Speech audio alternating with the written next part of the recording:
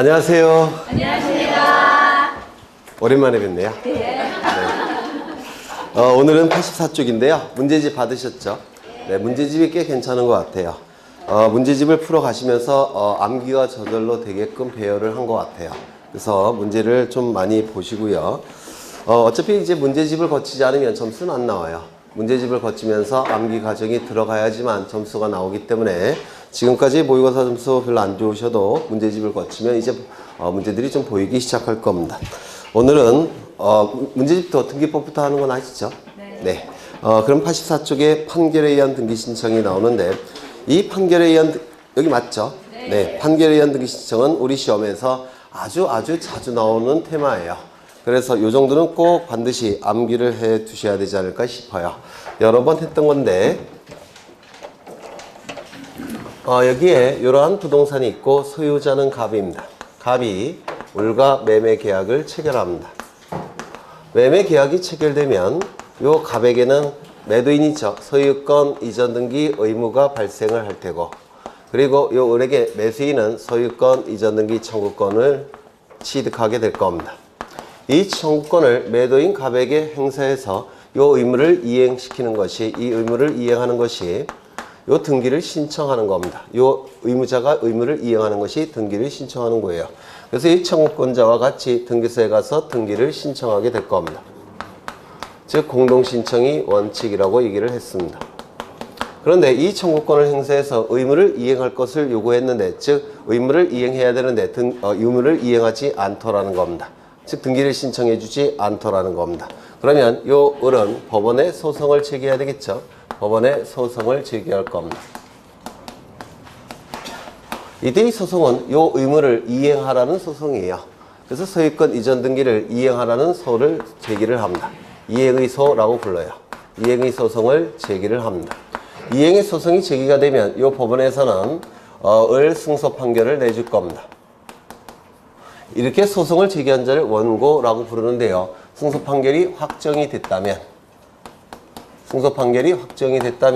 이 소송을 제기한 자를 뭐라고 부릅니까? 승소한 등기 권리자라고 부릅니다.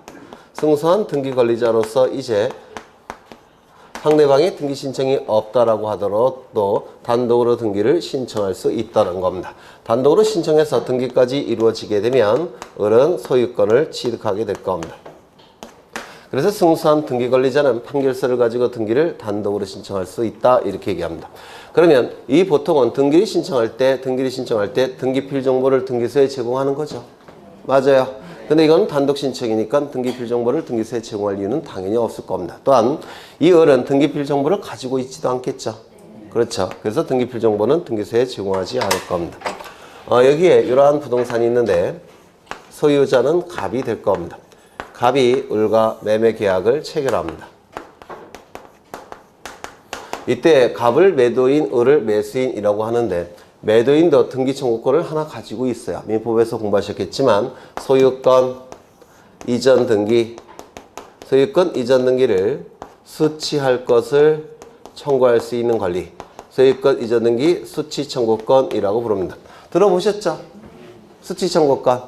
그래서 이 숫자는 받을 숫자, 치는 취할 치자, 등기를 빨리 받아갈 것을 청구할 수 있는 권리, 소유권 이전 등기 수취 청구권이에요. 이러한 등기 수취 청구권을 매도인에게 인정하는 이유는요, 갑의 이름으로 등기가 되어 있으면 이 부동산에 관한 세금은 다 갑에게 계속 부과가 돼요. 그래서 빨리 받아갈 것을 요구하는 권리, 소유권 이전 등기 수취 청구권이라고 부릅니다. 또는 인수 청구권이라는 용어도 써요. 이거는 대법원에서 쓰는 용어고 이건 학자들이 쓰는 용어입니다. 그러면 이 을은 소유권 이전 등기 수취 의무가 발생하겠죠. 소유권 이전 등기 수취 의무가 발생을 할 겁니다. 이 의무를 이행하는 것이 바로 매수인이 등기를 신청하는 겁니다. 그래서 이 등기를 신청하게 되면 청구권자와 같이 등기소에 가서 등기를 신청하게 될 거예요. 즉 공동신청이 원칙이 될 겁니다. 그런데 이 매수인 을이 이 의무를 이행하지 않더라는 겁니다. 그러면 세금은 계속 갑에게 부과가 돼요. 그러면 이 갑은 세금 부과되는 게 싫으면 법원에 소송을 제기할 겁니다. 물론 이것도 이행의 소송을 제기하는 겁니다. 이행의 소를 제기를 하는 겁니다. 이 의무를 이행할 것을 요구하는 소송이 돼요.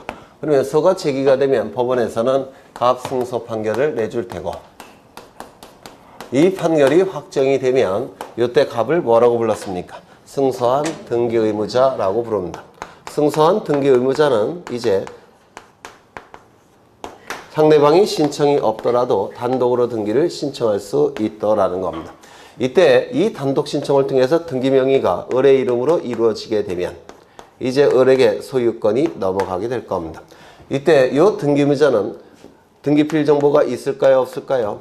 있겠죠. 이때 이 등기필 정보를 등기소에 제공을 해야 됩니다. 만약에 이걸 등기필 정보를 등기소에 제공하지 않게 되면 이 등기가 을의 이름으로 된다고 하더라도 등기필 정보를 갑이 계속 가지고 있게 되죠. 그러면 이 갑은 등기가 을에게 넘어갔다고 하더라도 이 등기필 정보를 가지고 사기칠 수가 있어요. 을에게 넘긴 거는 명의 시탁한 것이고 내가 진짜 소유자다 이렇게 남들을 속여서 사기를 칠 수가 있습니다. 이걸 방지하기 위해서 이 승소한 등기의무자가 판결에 의한 등기를 신청할 때는 단독 신청이지만 비록 단독 신청이지만 등기필 정보를 등기소에 제공을 해야 됩니다. 그래서 이 등기필 정보라는 것은 공동 신청의 경우 등기 의무자가 등기소에 제공하는 것이 등기필 정보죠. 다만 예외적으로 단독 신청의 경우에는 딱 두 가지 경우가 있습니다. 단독 신청임에도 불구하고 등기필 정보를 등기소에 제공하는 경우는 딱 두 가지가 있는데, 첫 번째 요거 승소한 등기 의무자가 판결에 의해서 등기를 신청할 때 이때는 단독 신청임에도 불구하고 등기필 정보를 등기소에 제공해야 됩니다. 또 하나가 있는데 가등기, 말소등기를 가등기 명의는 단독으로 말소등기 신청할 수 있죠. 기억나셔요? 가등기 명의니 가등기, 말소등기를 단독으로 신청할 때도 가등기필 정보를 등기소에 제공해야 됩니다. 그래서 이 등기필 정보를 등기소에 제공하는 경우는 딱 두 가지예요. 첫 번째, 승소한 등기의무자의 판결에 의한 등기 신청. 두 번째, 가등기 명의의 가등기 말소 신청. 이 두 가지 경우는 좀 외워두시면 좋을 것 같아요. 그렇죠. 이게 승소한 등기의무자의 판결에 의한 등기 신청이라고 얘기를 할 겁니다. 이때 이 판결에 의한 등기 신청은 여기서 보신 바대로 이행해서죠. 이행해서. 그러면 이 판결은 무슨 판결이 되겠습니까? 이행 판결이 되더라는 겁니다. 판결의 종류는 세 가지가 있죠. 이제 여러 번 했으니까 외울 때도 되셨죠. 판결은 주문이 있고 그 다음에 이유가 있고 그리고 원고와 피고를 기록합니다. 이 판결의 효력은 주문에도 있고 이유에도 있고 원고 피고에게도 있어요. 여기에 판결 효력을 판결의 효력이 미치는 객관적 범위라고 부르고요. 여기 원고 피고의 판결의 효력이 미치는 것을 판결의 효력이 미치는 주관적 범위라고 불러요. 똑같이 판결의 효력이 있습니다. 이 주문은 두 줄에서 세 줄로 아무리 길어도 네 줄을 초과하지 않습니다.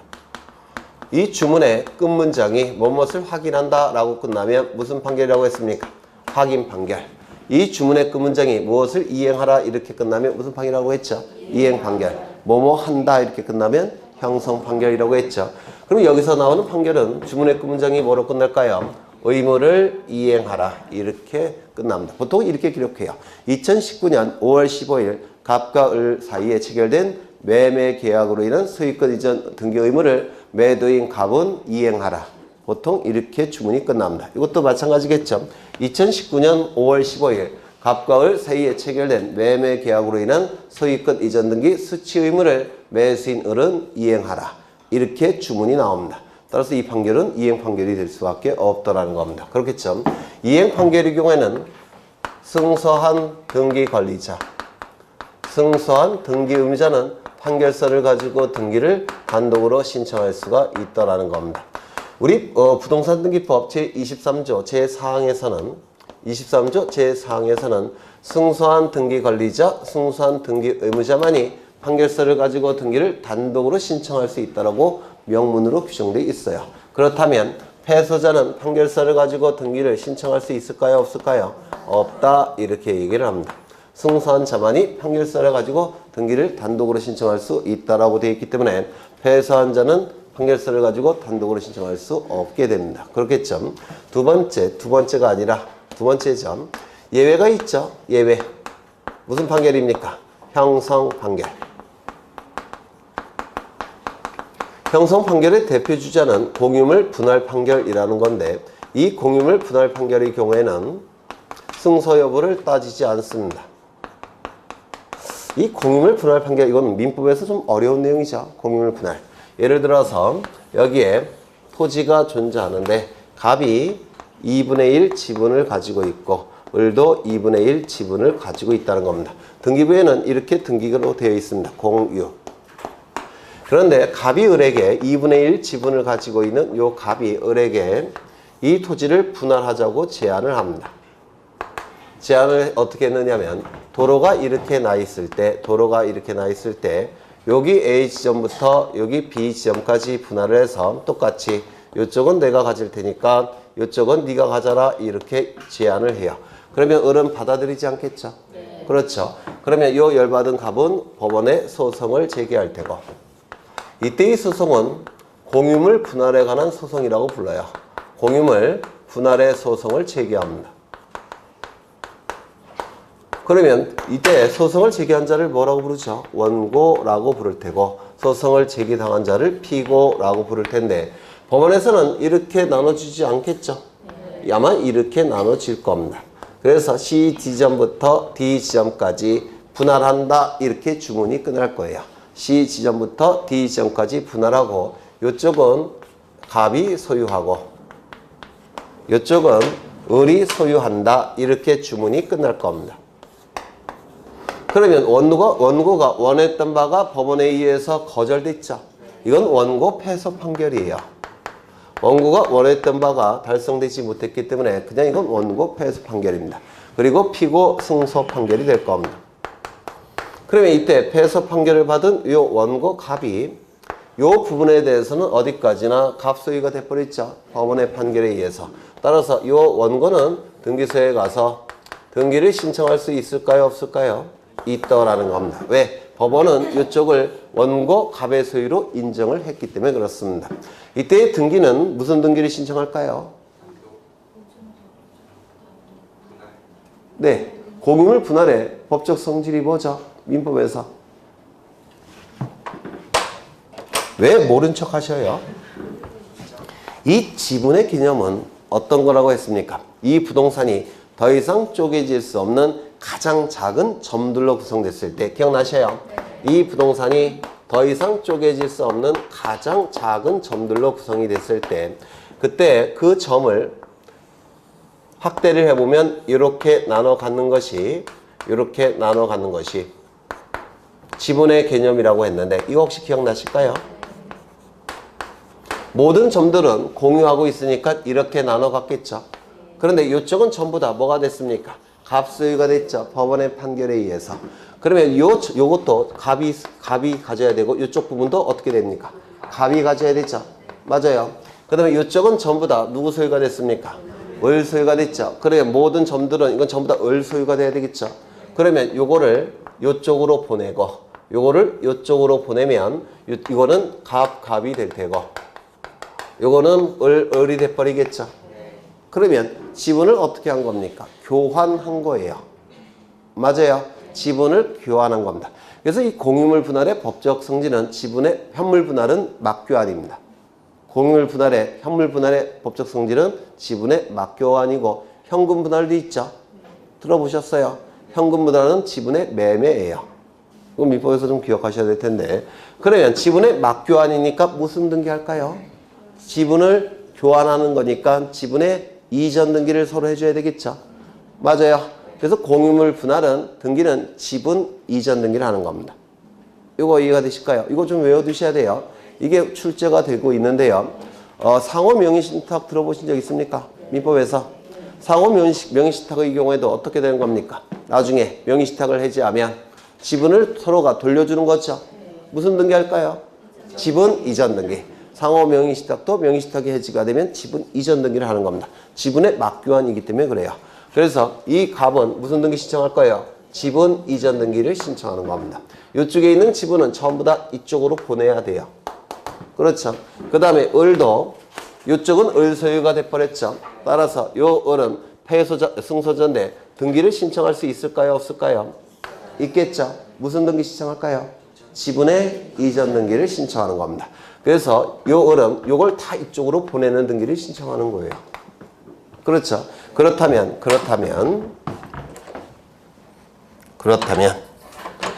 형성 판결의 일종인 공유물 분할 판결만큼은 승소자도 패소자도 등기를 단독으로 신청할 수 있습니까? 있겠죠. 이걸 달리 표현하면 원고도 피고도 등기를 단독으로 신청할 수 있습니까? 있다 이렇게 얘기를 합니다. 이거는 우리 시험에 너무 잘 나오니까 꼭 기억해 두셔야 돼요. 그래서 형성 판결의 일종인 공유물 분할 판결만큼은 원고도 피고도 승소자도 패소자도 등기를 단독으로 신청할 수가 있다라는 겁니다. 세 번째 이 판결은 무슨 판결을 요구했죠? 확정 판결을 요구했죠. 확정 판결의 반대 의미는 뭐라고 했습니까? 미확정 판결이에요. 그래, 미확정 판결의 의미는 뭐냐면 아직 확정되지 않았다는 뜻인데 상급 법원에 올라가서 번복될 가능성이 있는 판결을 미확정 판결이라고 불러요. 더 높은 법원에 올라가서 번복될 가능성이 있는 판결. 그러면 번복될 가능성이 있는 판결을 가지고 등기가 실행이 됐다면 상급 법원에 올라가서 번복이 됐을 때 이거 어떻게 될까요? 말소가 되겠죠. 따라서 쓸데없는 짓을 한 거예요.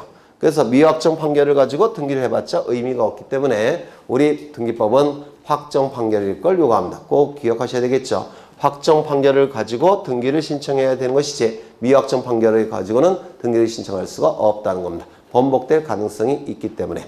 그러면 확정 판결이라는 것을 등기관에게 증명해야 되겠죠. 등기관에게 증명해야 되니까 뭘 첨부해야 될까요? 확정 증명서를 첨부해야 됩니다. 뭐라고 자꾸 출제하느냐면 송달 증명서를 첨부한다 이렇게 출제합니다. 송달 증명서가 아니라 확정 증명서를 첨부하는 겁니다. 확정 증명서. 그 다음에 마지막으로 그렇다면 가집행 선고부 판결을 가지고는 등기를 신청할 수 있을까요? 없을까요? 없습니다. 이 가집행 선고부 판결이라는 의미는 가짜가 임시 가짜예요. 임시로 강제 집행할 수 있음을 선고한 판결이라는 뜻입니다. 임시로 강제 집행한다는 얘기는 미확정 판결이라는 뜻이에요. 미확정 판결을 가지고는 등기를 단독으로 신청할 수가 없습니다. 그래서 이게 가장 핵심적인 내용인데 벌써 4번 정도 한 것 같아요. 머릿속에 막 떠오르지 않나요? 네? 2학년 분들은 10번 이상 했겠죠. 네. 84쪽을 보시면 워낙 시험에 잘 나오는 부분이니까 책에 있는 것 정도는 꼭 외워두셔야 되지 않을까 싶어요. 그래서 이 판결에 의한 등기 신청은 승소한 등기 관리자, 승소한 등기무자는 판결서를 가지고 등기를 단독으로 신청할 수 있는데 승소한 등기무자가 판결서를 가지고 단독으로 신청할 때는 뭐도 첨부한다고요? 등기필 정보. 승소한 등기관리자가 판결서를 가지고 등기를 신청할 때는 등기필 정보를 등기소에 제공한다 안 한다? 안 한다. 등기 의무자일 때만 제공한다. 다시요. 단독 신청의 경우 등기필 정보를 등기소에 제공하는 경우는 딱 2가지예요. 첫 번째, 승소한 등기 의무자의 판결에 의한 등기 신청. 두 번째, 가등기 명인이 가등기 말소 등기를 단독으로 신청할 때. 그때만 그 2가지를 꼭 외워두셔야 될 겁니다. 그 다음에 이 판결은 이행 판결일 걸 요구한다고 했죠. 이행 판결일 걸 요구합니다. 다만 형성 판결의 일종인 공유물 분할 판결만큼은 승소자, 패소자, 원고, 피고 가릴 거 없이 등기를 단독으로 신청할 수 있다 이렇게 얘기했죠. 하나 더. 여기서 이 소유권 이전 등기 청구권은 채권적 청구권이죠. 채권적 청구권입니다. 이 채권적 청구권은 소멸시효가 언제냐면 이 청구권이 발생한 시점부터 10년이 경과가 되면 소멸시효가 완성이 돼서 소멸이 돼버립니다. 그런데 문제가 뭐냐면 요 법원의 확정 판결이 있게 되면 요 소멸시효가 진행이 되다가 판결이 확정되는 시점에 딱 중단이 돼버려요. 잘못 얘기했네. 소송을 제기한 시점에 중단이 되는 겁니다. 소송이 제기된 시점에 중단이 딱 됐다가 판결이 확정이 되면 그 시점부터 다시 시작합니다. 여기 들어보셨어요? 소멸시효의 개념이 뭐죠? 소멸시효. 네? 권리자가 권리를 행사할 수 있음에도 불구하고 권리 행사가 가능함에도 불구하고 일정한 기간 동안에 권리를 행사하지 않게 되면 권리 위에 잠자는 자로 평가해서 그 자의 권리를 소멸시켜주는 제도가 소멸시효 제도죠. 그럼 소송을 제기하게 되면 권리를 행사한 것이죠. 그렇죠. 그래서 소송을 제기한 시점에 딱 중단이 됐다가 판결이 확정이 되면 그 시점부터 다시 진행을 합니다. 그래서 이때부터 몇 년이 경과가 되면 소멸되겠습니까? 10년이 경과가 되면 소멸이 돼버려요. 판결이 확정된 시점부터 10년이 경과가 되면 소멸이 돼버립니다. 그러면 판결이 확정된 시점부터 10년이 경과되면 소멸되니까 이 등기 청구권은 없는 상태죠. 맞아요. 그런데 가지고 있는 판결서를 이용해서 요 을이 등기를 신청했을 때 등기관은 등기를 해줍니까? 안 해줍니까? 해준다고 했죠. 왜요? 등기관은 형식적 심사권밖에 없기 때문에 소멸시효가 완성이 돼서 권리가 소멸되었음을 등기관이 판단할 수 있다 없다? 없다. 따라서 이 등기는 실행이 됩니다. 그렇다고 해서 을은 소유권을 취득하는 건 아니에요. 등기청구권은 이미 소멸된 상태이기 때문에 요 을은 소유권을 취득하지 못합니다. 따라서 나중에 갑은 요 등기를 말소시킬 겁니다. 소송을 통해서. 그렇죠. 그래서 소멸시효가 완성이 됐다고 하더라도 등기는 실행이 됩니다. 왜냐하면 등기관은 이를 판단할 권한과 자격이 없기 때문에 그래요. 다만 등기가 됐다고 하더라도 요 을이 소유권을 취득하는 건 아닙니다. 나중에 소유권을 다시 돌려줘야 될 겁니다. 그것이 이제 2번에 나와 있죠. 소유권 이전 등기 절차의 이행을 명하는 확정 판결을 받았다면 그 확정 시기가 언제인가와 관계없이 즉 확정 후 10년이 경과되었더라도 그 판결에 의한 소유권 이전 등기를 신청할 수 있다 없다? 있다. 따라서 을은 등기를 할 수가 있다는 겁니다.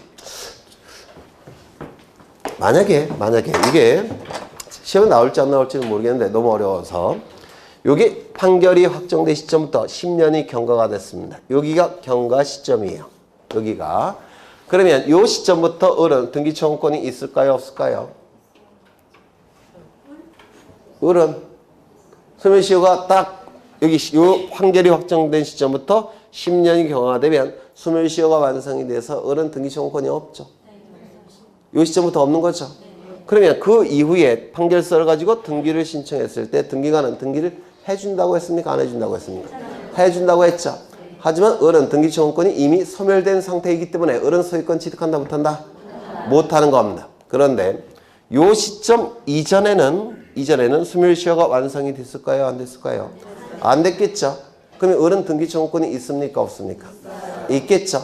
그러면 그 등기 청구권이 있는 상태에서 등기를 신청하게 되면 등기 실행되겠죠. 을은 소유권 취득할까요? 못할까요? 이때는 하는 겁니다. 당연히. 그렇지 않을까요? 네, 그렇죠. 네. 그 다음에 맨 밑에 보시면 확정 증명을 첨부한다 설명을 했고요. 그 다음에 신청 절차 나와 있는데 승소한 등기 권리자는 단독으로 등기를 신청할 수 있으나 패소한 피고는 직접 신청할 수 없고 대위 신청할 수도 없다 이렇게 돼 있죠. 우리 부동산 등기법 제23조 제4항에서는 승소한 이행 판결의 경우는 승소한 등기 권리자, 승소한 등기 의무자만이 판결서를 가지고 단독으로 신청할 수 있다라고 되어 있기 때문에 패소자는 등기 의무자건 등기 권리자건 등기를 신청할 수 있습니까? 없습니까? 없다라고 얘기했죠. 그 다음에 2번도 마찬가지죠. 설명이 됐고요. 3번을 보시면 3번도 여러 번 했던 건데 기억이 나실지 모르겠네요. 여기에 이러한 부동산이 있고 소유자는 갑입니다. 갑이 을과 매매 계약을 체결합니다. 소유권 이전 등기까지 이루어지면 갑이 가진 소유권은 을의 소유권으로 바뀌게 될 겁니다. 이때 매도인 갑을 뭐라고 부르죠? 등기 의무자. 을을 등기 권리자 이렇게 부르겠죠. 그래서 갑과 을이 등기소에 가서 등기를 공동으로 신청하게 될 겁니다. 이때 요 을에게는 누가 있느냐면 채권자가 이렇게 있더라는 겁니다. 이거 지난 시간에 했던 거예요. 그러면 요 채무자가 등기를 신청하지 않게 되면 요 채권자가 대신 신청할 수 있죠. 이걸 뭐라고 부릅니까? 채권자 대위 신청이라고 불러요. 그래서 갑과 요 채권자는 등기소에 가서 등기를 공동으로 신청하게 될 겁니다. 그런데 이때 요 갑이 등기를 신청해 주지 않는다면 요 A는 등기를 신청할 수 없겠죠. 대위 신청이 안 되겠죠. 요 A는 어떻게 한다고 했습니까? 법원에 소송을 제기한다고 했는데 기억나실까요?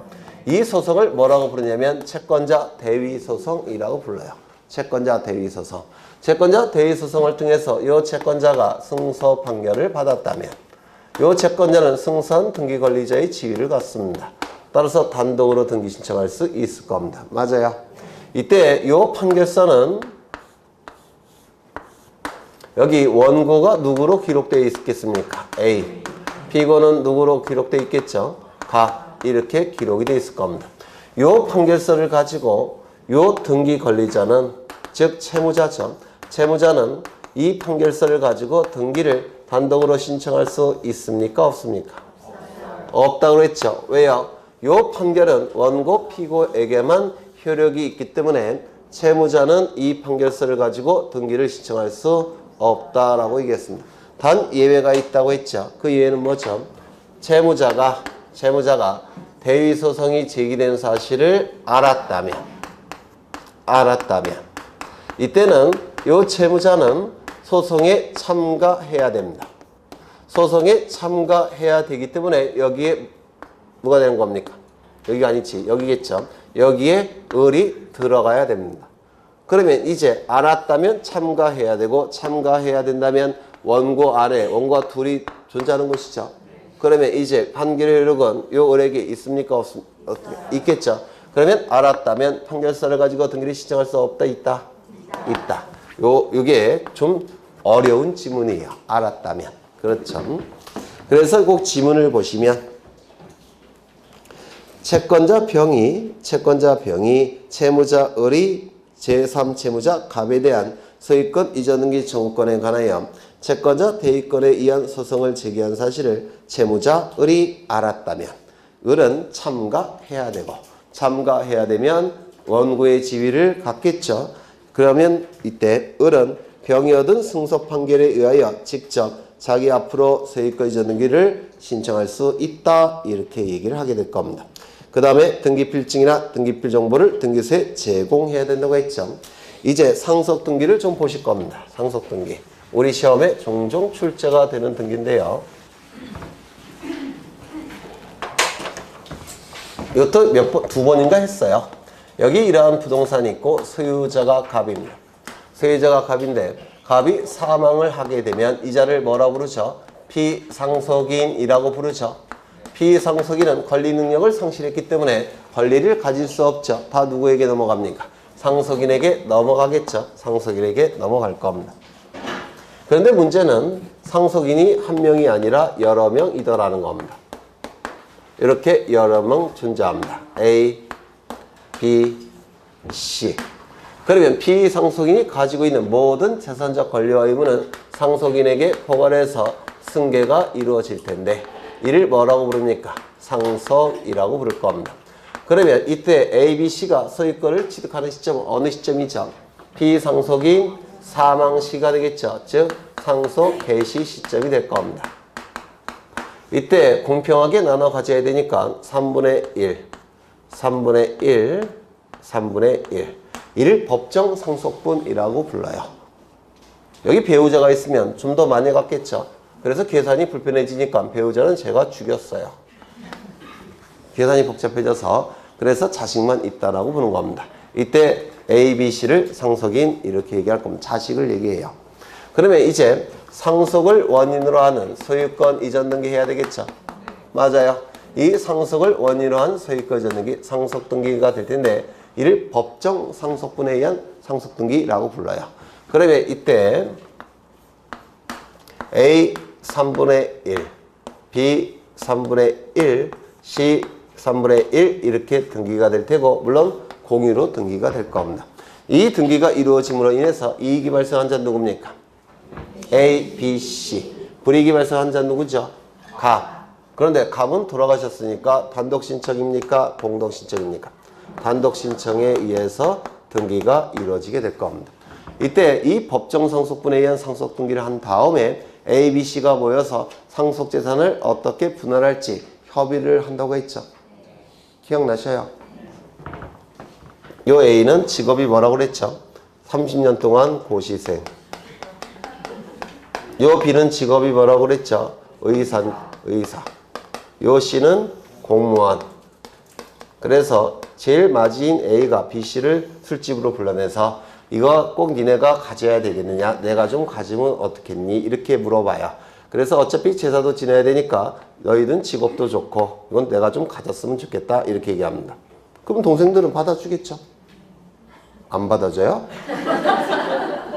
불쌍한데? 물론 집에 가면 안 받아줄 겁니다. 누군가 반대할 테니까. 집에 가기 전에 재빨리 서류로 작성을 해야 돼요. 그렇죠? 이걸 뭐라고 했습니까? 상속재산을 어떻게 분할할지 협의를 하는 거죠. 상속재산 분할협의라고 불러요. 이 분할협의만 해서는 안 돼요. 분명히 집에 가면 번복할 테니까. 그렇죠. 그래서 서류를 재빨리 작성을 해야 됩니다. 그럼 이 상속재산 분할협의서에는 이제 그런 구질구질한 내용이 나올 거예요. A는 오랫동안 고시공부했고 동생들은 직업이 좋으니까 어쩌고 저쩌고.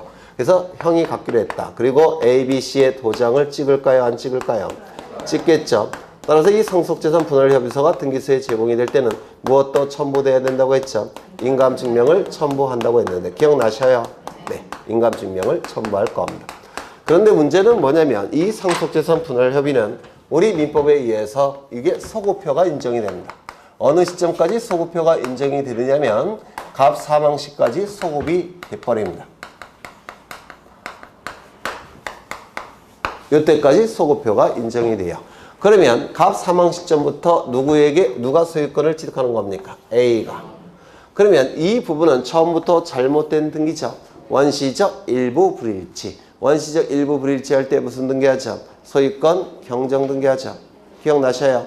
그러면 이 상속재산 분할협의서가 등기소에 제공이 된다면 소유권 경정 등기가 이루어집니다. 그러면 이 소유권 경정 등기가 이루어짐으로 인해서 이익이 발생하는 자는 누구라고 했죠? A. 불이익이 발생하는 자는 누구죠? B, C. 따라서 이 A 명의의 등기는 단독 신청입니까? 공동 신청입니까? 공동 신청이에요. 공동 신청에 의해서 이루어지게 될 겁니다. 등기 의무자는 누굴까요? 불이익이 발생하는 자 누구죠? B, C. 그 다음에 등기 권리자는 누구죠? A. 그래서 이걸 법정 상속분에 의한 상속등기라고 부르고요. 이거를 협의 분할로 인한 소유권 경정등기라고 부릅니다. 그 다음에 하나가 더 있어요. 뭐냐면 갑이 사망하자마자 A, B, C가 모여서 상속재산을 어떻게 분할할지 협의를 합니다. 협의를 해서 이때 고시생 A가 갖기로 협의가 이루어졌어요. 그러면 이제 상속을 원인으로 하는 소유권 이전 등기 하겠죠. 누구의 이름으로? A의 이름으로. 이렇게 세 가지 종류의 상속 등기가 있어요. 첫 번째, 법정 상속분에 의한 상속 등기. 협의 분할로 인한 소유권 경정 등기. 협의 분할로 인한 상속 등기. 이렇게 세 가지가 존재합니다. 그럼 이 등기는 단독 신청일까요? 공동 신청일까요? 뭐예요? 단독 공동? 이익이 발생한 자는 누굽니까? A. 불이익이 발생한 자는 누구죠? C. 갑이죠. 돌아가셨죠. 따라서 단독 신청. 이렇게 상속 등기는 세 가지가 있어요. 이건 책을 통해서 좀 이따 확인할 거고요. 하나 더. 상속인 1위는 자신의 지분만에 대한 상속 등기를 신청할 수 있을까요? 없을까요? 없다. 이렇게 얘기합니다. 왜냐하면 이 법정 상속분에 의한 상속 등기는 법에서 공평하게 상속분을 정해놨어요. 그렇죠? 그래서 공평하게 상속분이 있기 때문에 그 공평한 상속분이 등기부에 다 나타나야 됩니다. 그러면 상속인 1인이 자신의 상속분만에 대해서 상속 등기를 해버리면 요 AB가 나타나지 않아요. 그래서 이거는 신청할 수가 없습니다. 다만 상속인 1인이 전원 명의로 상속 등기 신청할 수 있느냐? 이건 가능합니다.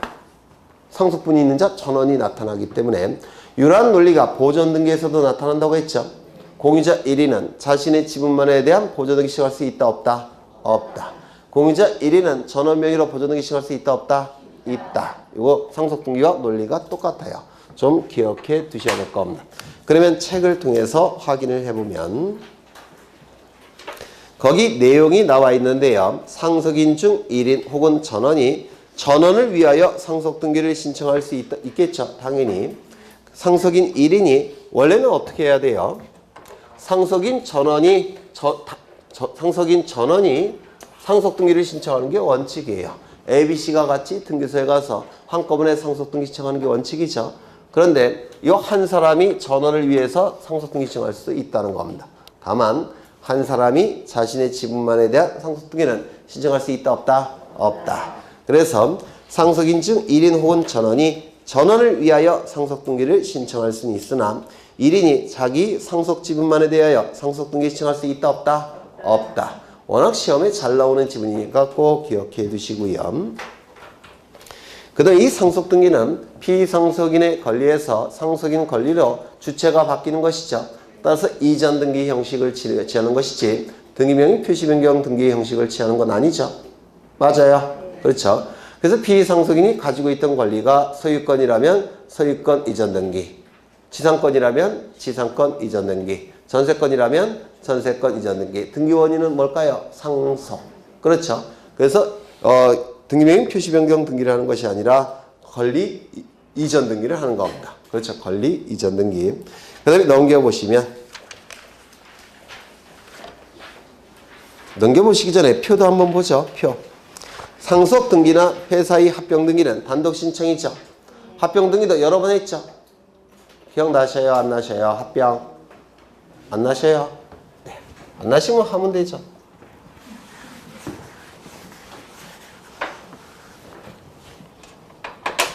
이 합병은 흡수합병이라는 것도 있고 신설합병이라는 것도 있는데 그냥 신설합병 생각하시면 돼요. 뭐냐면 여기 A 법인이 있고 법인이 어려우시면 회사라고 생각하시면 돼요. A라는 회사가 있고 회사는 법적 성질이 법인입니다. 회사 법인이라고 불러요. 삼성전자 법인입니다. 법적 성질이. A 회사는 공장을 운영할 수 있겠죠. 그래서 부동산을 가지고 있을 겁니다. 그 다음에 B 회사도 있겠죠. B 회사도 공장을 운영하겠죠. 이렇게 공장을 운영하니까 공장 건물이나 공장 토지, 부지, 공장 건물이나 공장 토지를 가지고 있을 수 있죠. 그런데 이 두 개의 회사가 합병을 하더라는 겁니다. 합병이 이루어지기 위해서는 두 가지 요건을 구비해야 돼요. 첫 번째, 합병 계약이 체결돼야 됩니다. 요 A 회사와 B 회사의 대표자가 만나서 합병하자는 계약을 체결해야 됩니다. 두 번째, 합병 등기라는 것도 해야 됩니다. 이 합병 등기는 부동산 등기는 아니고요. 법인 등기를 하는 겁니다. 법인 등기에 합병 등기라는 걸 하게 돼요. 그러면 이제 합병 등기까지 이루어지면 요 A 회사 소멸, B 회사 소멸, 그리고 새로운 C 회사가 탄생을 할 겁니다. 이걸 신설합병 이렇게 얘기를 해요. 그러면 이건 소멸되었고 요 C 회사가 탄생했죠. 어느 시점에? 네? 소멸되는 시점은 어느 시점이에요? 요 시점에 합병 등기를 한 시점에 A 회사 소멸, B 회사 소멸, C 회사 탄생이 되는 겁니다. C 회사가 신설이 되는 거예요. 되셨을까요? 어느 시점에? 합병 등기를 갖추는 시점에. 그러면 권리 능력 상실했죠. 권리 능력 상실했죠. 이런 부동산에 대한 권리는 A, B 회사는 더 이상 가질 수가 없어요. 대신 누구에게 귀속시켜야 될까요? C 회사에게. 이렇게 권리가 귀속이 되겠죠. 소유권이라고 한다면 소유권이 이쪽으로 귀속이 될 겁니다. 그 다음에 이것도 이렇게 귀속이 되겠죠. 어느 시점에? A, B 회사가 소멸된 시점에. 즉 합병 등기를 마친 시점에. 되셨을까요? 그러면 이때 소유권 이전 등기를 구태여 할 필요가 있습니까? 네? 없어요. 이건 포괄승계입니다. 포괄승계이기 때문에 187조가 적용이 돼요. 그래서 이 합병 등기를 갖추는 시점에 자동적으로 기속이 되는 겁니다. 자동적으로 기속을 해요. 187조가 적용이 되는 겁니다. 상소, 공영징수, 판결, 경매, 그 다음에 기타에 들어가요.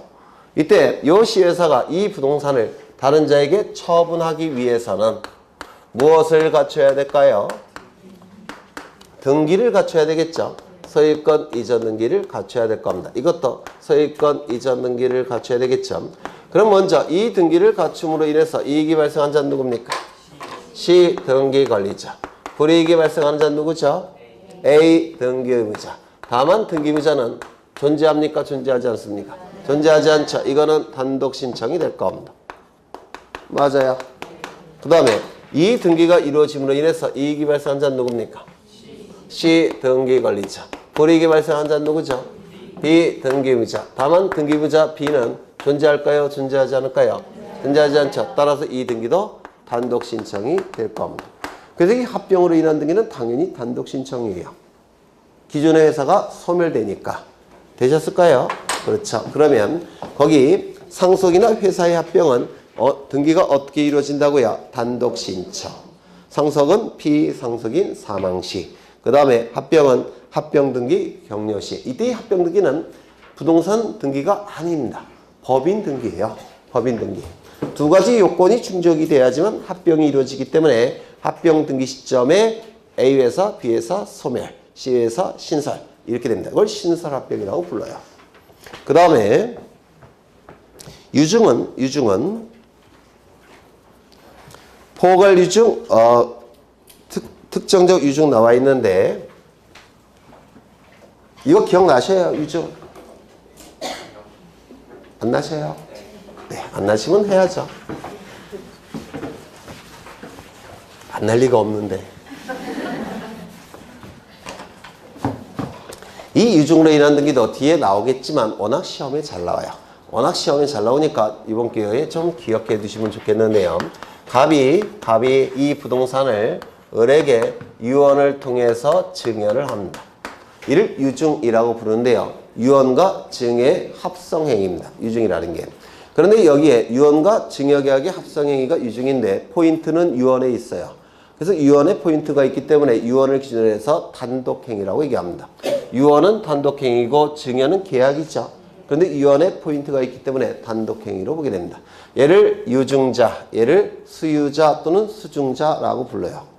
이때 이 유증은 두 가지가 있죠. 포괄 유증이라는 것도 있고 그 다음에 특정 유증이라는 것도 있을 겁니다. 이 포괄 유증의 의미는 뭐죠? 갑이 가진 여러 개의 부동산을 포괄해서 넘겨줄 때, 유언을 통해서 넘겨줄 때 포괄 유증. 그래서 이 포괄 유증을 받는 자는, 유증을 받는 자가 여러 명일 때는 지분 형태로 취득하는 겁니다. 지분 형태로. 그 다음에 특정 유증은 여러 개의 부동산 중에서 하나를 딱 특정해서 유언을 통해서 증여할 때 이걸 특정 유증이라고 하는데요. 이 특정 유증은 유증을 받은 자가 여러 명일 때도 지분 형태로 넘어가는 게 아니라 부동산 형태로 넘어가는 겁니다. 되셨을까요? 하나를 딱 특정하는 거니까. 이때 이 포괄 유증은 우리 민법 1078조에서 상속과 동일한 효력이 있다라는 규정이 있습니다. 상속과 동일한 효력이 있으니까 몇 조가 적용이 될까요? 네, 187조가 적용이 됩니다. 187조가 적용이 되기 때문에 유증의 효력이 발생하는 시점에 권리가 넘어갑니다. 누구에게? 유증자에서 수증자에게로. 이거 이해가 되실까요? 그렇죠. 그래서 유증의 효력이 발생하는 시점에 을은 권리를 취득합니다. 이 취득한 권리를 다른 자에게 처분하기 위해서 뭘 갖춘 다음에 처분할까요? 등기를 갖춘 다음에 처분할 겁니다. 그래서 소유권 이전 등기를 을의 명의로 갖춘 다음에 이제 처분이 가능할 거예요. 그러면 이 등기는 성립 요건으로서의 등기일까요? 처분 요건으로서의 등기일까요? 처분 요건으로서의 등기가 됩니다. 187조가 적용이 되니까. 맞아요. 그런데 특정 유증의 경우에는 이러한 규정이 없습니다. 이런 규정이 없기 때문에 원칙으로 의해서 해결이 돼야 되는데 이 특정 유증이건 포괄 유증이건 법률행위죠. 법률행위이기 때문에 몇 조가 적용이 돼야 됩니까? 원칙은 186조가 적용이 되는 겁니다. 이런 규정이 여기에는 없기 때문에 그럼 원칙에 의해서 법률행위니까 186조가 적용이 되는 것이고 186조가 적용이 되니까 을은 무엇을 갖춰야지만 소유권을 취득할까요? 소유권 이전 등기를 갖춰야지만 을은 소유권을 취득합니다. 186조가 적용이 되니까. 이거 맞아요? 그렇죠. 그러면 이때의 등기는 처분 요건으로서의 등기입니까? 성립 요건으로서의 등기입니까? 성립 요건으로서의 등기가 돼버려요. 특정 유증은. 되셨습니까? 그런데 특정 유증이건 포괄 유증이건 을의 이름으로 등기를 갖추는 것은 요 유언을 집행하는 겁니다. 을의 이름으로 등기를 갖추는 것은 요 유언을 집행하는 거예요. 그래서 을의 이름으로 등기를 해주는 것은 유언을 집행하는 거니까 유언 집행자가 을의 이름으로 등기를 해줘야 됩니다. 이때 유언을 집행하는 자를 뭐라고 부르냐면 유언 집행자라고 부릅니다. 왜? 재벌 회장님이 돌아가시면 가족들이 모이죠. 그러니까 변호사가 앞에서 유언장 공개하죠. 그 변호사가 보통 유언 집행자예요. 그래서 유언 집행자가 이제 등기를 신청해 주는 겁니다. 누구랑 같이? 상대방과 같이 이렇게 등기소에 가서. 그런데 이 유언 집행자는 보통 요 갑이 지정을 하는데요.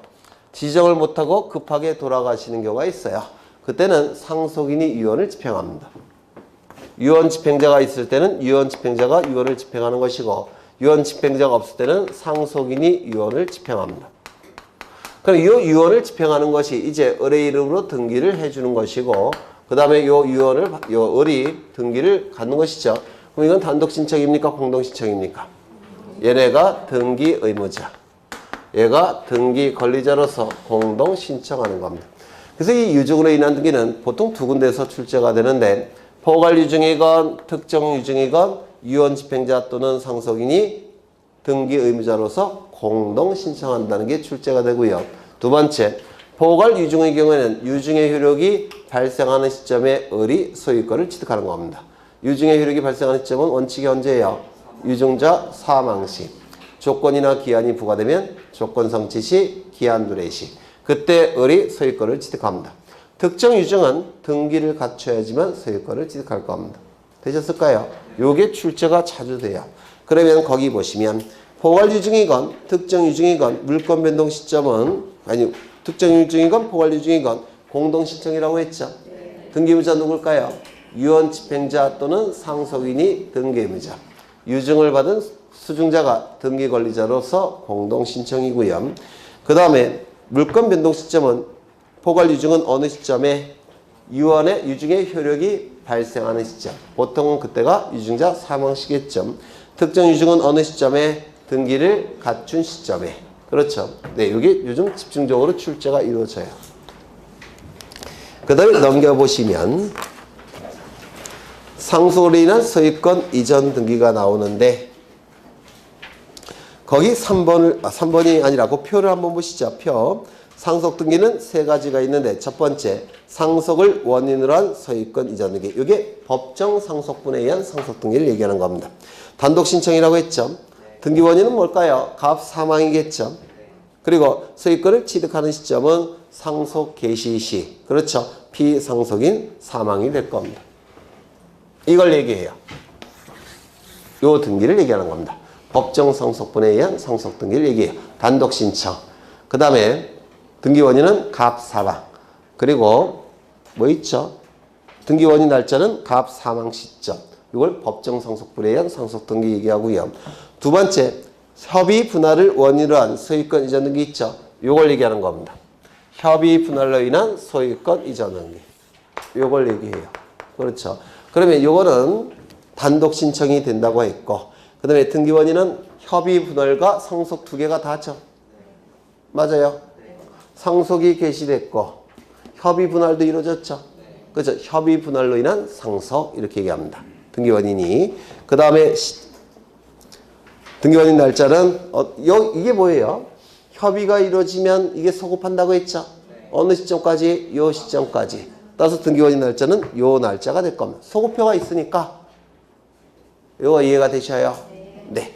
그 다음에 마지막에 상속 등기 후 협의 분할로 인한 소유권 경정 등기. 이걸 얘기하는 겁니다. 이것도 공동 신청. 이게 제일 중요하다고 했죠. 이건 어디까지나 공동 신청입니다. 그리고 이것도 등기 원인은 뭐죠? 협의 분할과 상속 두 개 다죠. 협의 분할. 그 다음에 이게 소급표가 인정이 된다고 했죠. 그죠? 그 다음에 이때는 협의 분할일이 등기원인 날짜예요. 협의 분할일이. 요게. 그래서 요거 뭐 다 우리가 이걸 외우실 필요 없고 제가 볼 때는 첫 번째, 세 번째 요 두 가지만 좀 기억해 두시면 좋을 것 같아요. 첫 번째, 세 번째. 그 다음에 이 대리인에 의한 등기 신청은 기억하실 게 두 개 정도 기억하시면 될 것 같은데 거기 의해서 우리 민법에서 자기계약상 대리는 허용돼요? 안 돼요?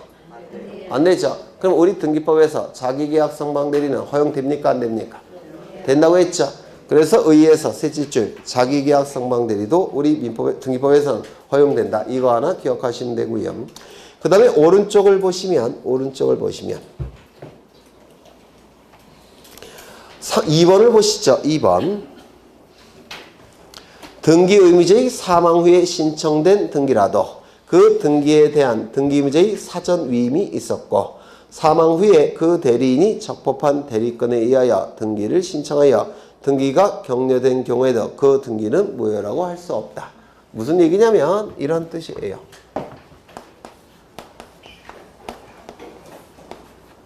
갑이 A에게 대리권을 수여합니다. 그래서 이렇게 등기소에 가서 등기를 합니다. 대리인에 의한 등기 신청. 이럴 수 있겠죠. 그런데 요 위임한 이후에 갑이 사망을 했다는 겁니다. 사망한 다음에 요 A가 등기소에 가서 등기를 신청했다는 겁니다.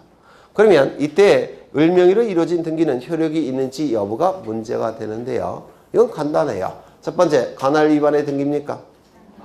아니죠. 두 번째, 사건이 등기할 것이 아닌 경우에 해당됩니까? 그것도 아니죠. 3호부터 11호 어딘가에 해당되는 등기입니다. 그렇다면 당연 무효 아니고 직권 말소할 수 없고 이 신청을 통해서 말소할 수 없죠. 뭐로 판단하는 겁니까? 실체관계 부합 여부로 판단하는 겁니다. 그렇겠죠. 그 다음에 3번은 대단히 중요한데요. 이건 민법에서도 출제될 가능성이 있고 중개업법에서도 출제됐죠. 우리 공시법령에서도 출제될 수 있습니다. 등기권리자와 등기의무자 양 당사자로부터 등기위임을 받아 등기 신청을 하기 전에 어느 일방 당사자로부터 등기 절차의 중지를 요청받은 경우 대리인은 그 요청을 거부해야 될 의무가 있다고 본다. 왜 거부해야 될까요? 이거 민법에서 혹시 하셨습니까? 중개사법에서는요.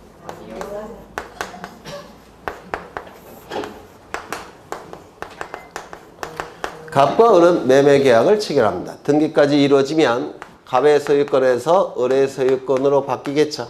되셨나요? 갑은 법무사 A에게 사건을 맡겼습니다. 그리고 매수인 을도 법무사 A에게 사건을 맡겼습니다. 이게 뭐죠? 쌍방대리죠. 이 쌍방대리는 우리 등기법에서는 쌍방대리 금지에 관한 규정이 적용되지 않는다고 했죠. 그래서 이 A는 이제 등기소에 가서 등기를 신청하게 될 겁니다. 여기까지 되셨을까요? 그런데 서류를 갑으로부터 받고 을로부터 받아갖고 등기를 신청할 준비가 다 된 상태예요. 이제 등기소에 가기만 하면 됩니다. 그런데 이 갑으로부터 전화가 옵니다. 일단 중지하라고. 그리고 요청이 왔습니다.